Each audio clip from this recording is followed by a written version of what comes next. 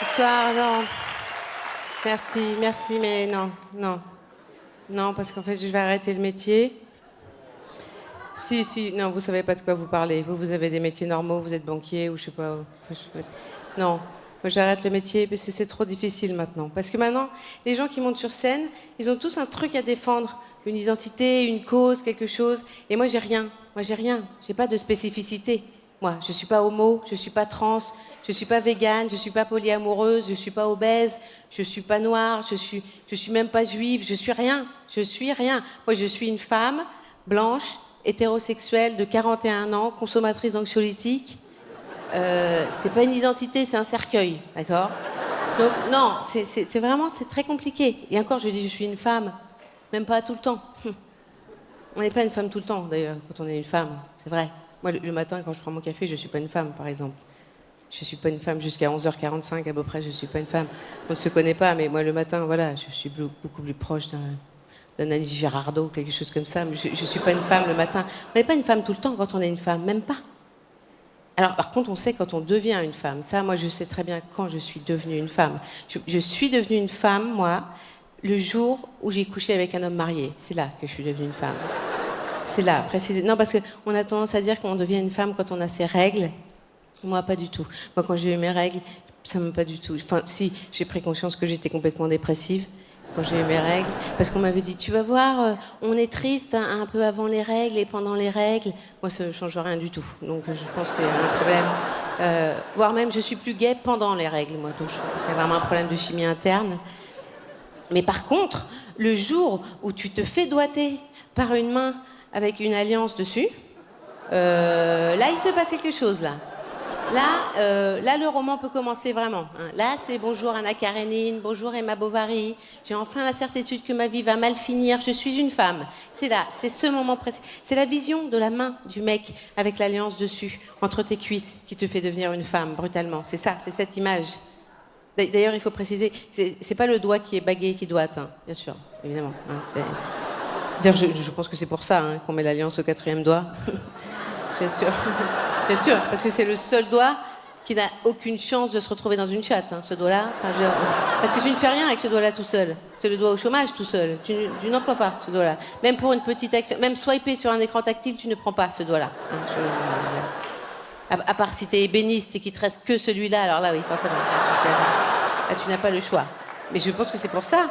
On met l'alliance au 4e doigt pour ça, parce que sur ce doigt-là, aucun risque que l'alliance soit souillée par de la mouille de maîtresse.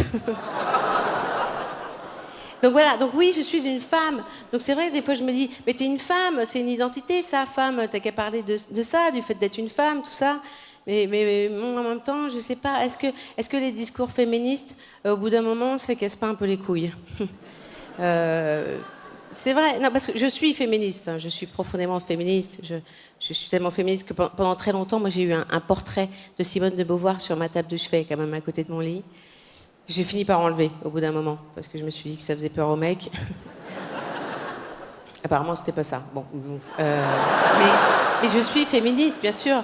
Mais j'étais quand même embêtée avec tous les débats qu'il y a eu l'année dernière, parce que bon, déjà trop de bruit, tout le monde parlait en même temps, c'était épuisant, on pouvait pas réfléchir. À un moment, j'ai arrêté d'écouter tout, parce que bon, déjà, je les lisais pas, moi, les tweets balance ton porc, parce que ça m'excitait trop. Après, je pouvais pas bosser. Si, il y en avait qui étaient... Il y en avait des salés, quand même. Vendredi soir, je traîne au boulot, pas boucler mes dossiers, seul dans l'open space. Moi, N plus 1 arrive derrière mon dos, me susurre à l'oreille. Toi, avant le bilan comptable de la fin du 2e semestre, je te culbute sur la photocopieuse. Soudain, ses 2 mains sur mes seins. Il me pince les têtes. Oh, on arrête de chauffer les gens, là. Il y a des gens à qui il n'arrive rien, je le rappelle, quand même. Mais c'était compliqué, tout le monde parlait que de ça. Et j'ai l'impression qu'on jugeait à l'emporte-pièce certains trucs. Il y avait des trucs. Le consentement, c'est plus compliqué que ce qu'on a voulu. Je veux dire, on a pensé qu'on allait tout régler avec une formule. Quand c'est non, c'est non. Mais c'est plus compliqué que ça, parce qu'une fois que tu as dit ça, tu n'as rien dit. Parce qu'en réalité, bien souvent, quand c'est oui, c'est non aussi. Hein. Enfin, je veux dire, si moi j'avais refusé de coucher à chaque fois que j'avais pas eu envie, je serais jamais restée avec un mec plus de 3 mois, quoi. Enfin, c'est la réalité. On le sait, les femmes, une fois qu'on est dans une relation, très souvent, on baise sans en avoir envie. Alors, ça posait pas de problème avant, parce qu'avant, il y avait un échange avec le mec. C'est-à-dire qu'avant, on baisait autant de fois que le mec voulait baiser, mais en échange, on avait un confort matériel, il y avait une sécurité, il y avait quelque chose. En plein hiver, il sortait, il allait couper du bois sous la neige, il allait tuer des chevreuils pour nous nourrir et nous faire des robes, et quand il rentrait, on lui suçait un peu la bite, et même si ça sentait un peu le castor, il y avait un win-win, il y avait quelque chose, en fait, qui se passait. Mais aujourd'hui, maintenant qu'on est égaux, il n'y a plus d'échange. Il n'y a plus d'échange. Tu rentres d'une journée de boulot, t'es crevé, il faut lui sucer la bite s'il a envie d'avoir la bite qui fait sucer. Et après, il faut écouter ses problèmes. Non, il y a un malaise là, il y a un gros malaise. Parce que c'est un acte magnifiquement pur et bon de se donner à quelqu'un comme ça, entièrement, alors qu'on n'en a pas envie. Mais même une sainte ou Mère Teresa, aussi, il faudrait être une sainte ou Mère Teresa pour pas demander de contrepartie. Je veux dire. Et les saintes, elles couchent pas, hein, comme par hasard. Et Mère Teresa, elle est décédée. Donc, moi, ce que je propose, c'est peut-être pour rétablir la paix au sein des couples, et entre les hommes et les femmes, peut-être que ce serait bon que dans le couple, les hommes versent un salaire aux femmes pour tout le sexe qu'elles font sans en avoir envie. Enfin, moi, franchement, je le ferais même avec des inconnus dans le besoin. Si on me payait pour le faire, c'est vrai. Enfin, je veux piquer le boulot de personne, mais vous voyez ce que je veux dire? Non, mais c'est vrai. Enfin, tout ça, c'est une année compliquée quand même. C'est surtout compliqué pour les hommes. Hein. Là, je pense que c'est très compliqué d'être un homme aujourd'hui. C'est compliqué d'être un homme hier aussi, hein, d'ailleurs. Hein. Je pense que c'est compliqué. Ça sera encore plus compliqué d'être un homme demain, peut-être. Moi, j'aurais pas voulu être un homme. J'ai jamais eu cette envie-là. Parce que j'ai toujours pensé que c'était vraiment compliqué. Quand même, quand on pense... Le premier défi qui se pose à l'homme, dans sa vie d'homme, c'est quand même de devoir bander, quoi. Je veux dire, son statut d'homme viril dépend d'un processus physique qu'il ne peut pas contrôler par la volonté. C'est quand même une servitude monstrueuse quand on y pense. Parce que nous, au pire, le jour où on n'est pas dedans, un peu de bave et on reste féminine. On est d'accord? L'homme, lui, il doit bander.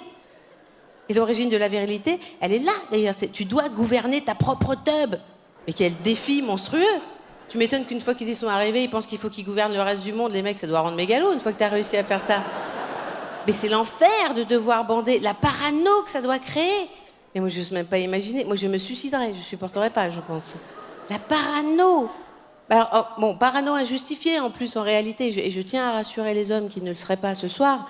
Parce qu'en réalité, non, aucune femme ne va humilier un mec qui bande pas au lit. Ça n'existe pas. Le mec qui dit excuse-moi chérie, je bande mou, désolé. Eh ben débrouille-toi, prends un chausse-pied, mais fous-la moi dedans. Non, ça ne vous arrivera pas. Vous pouvez être tranquille là-dessus, ça ne vous arrivera pas. Mais quand même, on comprend la difficulté. Moi, vraiment, de ce point de vue-là, je pense que c'est plus simple d'être une femme. Surtout que c'est même pas fini une fois qu'on bande, en fait. C'est que le début. Parce que la virilité exige la bandaison suivi de la pénétration. C'est tout le voyage qui rend viril, c'est tout le truc. C'est pour ça que dans un contexte de séduction, les hommes sont dans cette urgence de conclure au lit. C'est là que ça doit se terminer, parce que c'est là que le miracle viril s'accomplit vraiment. Alors que nous, les femmes, dans la séduction, on n'a pas besoin d'aller jusqu'à la baise techniquement pour être rassurées narcissiquement en tant que femme. Nous, non, nous, dans la séduction, on a juste besoin d'aller jusqu'à ce point où on voit dans les yeux du mec qu'on pourrait briser sa vie. C'est ça qu'on veut voir. Qu'on pourrait le transformer en lavette. C'est ça qu'on veut voir. On veut voir cet éclat dans l'œil qui s'éteint. On veut voir ça. On veut voir qu'on pourrait lui chier dans le cœur tous les matins sans qu'il se rebelle. C'est ça qu'on veut voir. Mais on n'a pas besoin de baiser. On n'est pas des sauvages. Je veux dire, c'est ça. Donc oui, on est différents. Mais je pense que c'est dur pour un garçon, cette histoire de bandaison. Surtout qu'en plus, il a tout ça à faire pour en plus assurer la partition qui est même pas la plus riante du sexe, parce qu'on le sait, tout le monde le sait, que ce qu'il y a de plus fun dans le sexe, c'est d'être pénétré, c'est pas de pénétrer. Enfin, je veux dire, même les mecs hétéros le savent dans la salle, hein, je veux dire, je sais que vous en parlez pas beaucoup entre vous, mais nous, on sait comment ça se passe. On sait, bien sûr, au début de la relation, approche comme ça, un petit doigt de vos fesses, vous faites « Bah non, qu'est-ce que tu fais? T'es malade ou quoi ?» Puis quelques semaines après, c'est « Bon, d'accord, mais juste une noisette, hein. » Et que quelques mois après, c'est vous qui suppliez « Eh, tu peux refaire le... » C'est pas pour vous mettre mal à l'aise, hein, c'était pour vous défendre. Voilà, merci de m'avoir écouté, c'est tout ce que je voulais vous dire, merci. Merci, bonsoir.